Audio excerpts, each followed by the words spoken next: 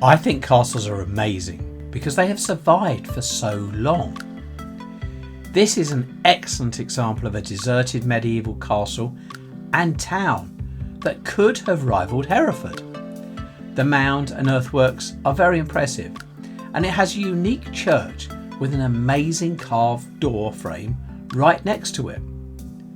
The castle mound was constructed around 1090, making it well over 900 years old, and the remains of the stone wall that can be seen probably from the end of the 12th century, making them over 800 years old.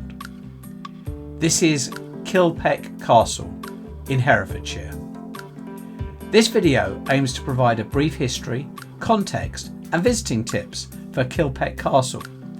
I aim to visit and make short videos on many castles across the country in addition to my regular ones, so please like, subscribe and click the alerts bell for future releases. Thank you for watching Eclectic Experience, change seen through images.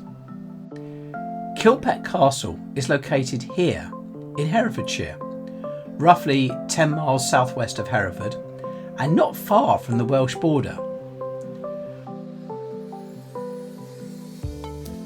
On this map from historic England, the red shaded area is the castle, which is a Grade 2 listed building, but more significantly is a scheduled ancient monument. The map also shows the church St Mary and St David's, which is actually a Grade 1 listed building and was built around 1140, being a contemporary of the castle. The castle was a motte or mound and bailey design that was used by the Normans shortly after the conquest of England to control the locals. It would initially have been a wooden building or keep on top of the mound. For context, and to get an idea of just how old this site is, this is a list of monarchs from the present King Charles III going all the way back to William I, William the Conqueror.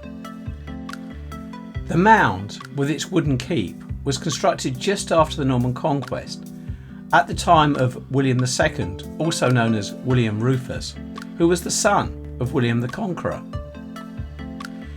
Exact dates are unknown, but the wooden building remained until the first half of the 12th century, when the stone wall or shell keep was constructed.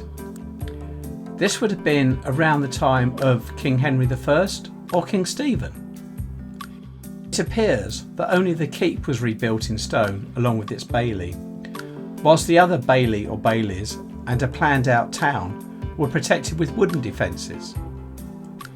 Kilpeck may be a small village now, but in medieval times this was a bustling place. This is a sign on the site showing what it might have looked like. On arriving at the castle, the first thing that struck me, well actually it was the unusual church next door, but we'll come back to that. But for the castle, it was the earthworks. For a castle that was only in operation for about 200 years, it is quite amazing how extensive they are and how much remain, and interestingly, quite a lot has actually disappeared. In addition to the earthworks, there are slight ridges in the local fields where the planned medieval town was, as indicated on the map here, as part of the ancient monument in red. But what remains today? Well, as well as the earthworks, there are two pieces of wall remaining on top of the mound, and they do actually contain some interesting features. Both have fireplaces, and there's an interesting hole on this wall which I believe is a drain. They also make for a scenic backdrop for the views of the countryside and the earthworks. And the views really are worth the walk. So, what happened to the castle? This was a thriving place, and if it had kept going, it might have rivaled Hereford. Well, it's not known for sure, but in the early 14th century the Lord was not present, and then there were several failed harvests leading to starvation and death. Then on top of that, in 1349, there was the Black Death, which all but wiped out the weakened population. The castle fell into ruin until the Civil War, when it was occupied by the Royalists until about 1645. The parliamentarians then slighted or basically wrecked the castle so that it could not be used in a future rebellion. This was actually the fate of many castles. It has been slowly deteriorating ever since. However, that was not the fate of the church next door. The Church of St Mary and St David, although repaired many times over the centuries, still has an incredibly large number of Norman features. Just look at the front door.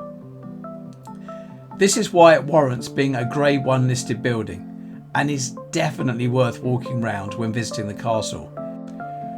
Make sure you look up just below the roof when walking around the building and look at even more amazing carvings. Also look at the unusual bell tower with external bells and the general shape of the building. It really is quite unusual. Visiting tips. The castle and church are actually in the village of Kilpeck, and this is well signposted. It's easiest to visit by car, and there is car parking for several vehicles. The castle is free to enter at any reasonable time. The castle is accessed over grass and a gate, and it was a little overgrown when I visited. There is a track, which we can see here, to go over and up the earthworks, and then to the top of the mound. It is possible to walk round the earthworks as well, and it is worth it for the scenery, as well as taking a good look from the top.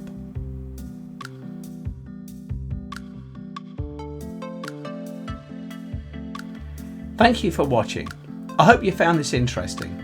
Please like, click alerts for future releases and subscribe.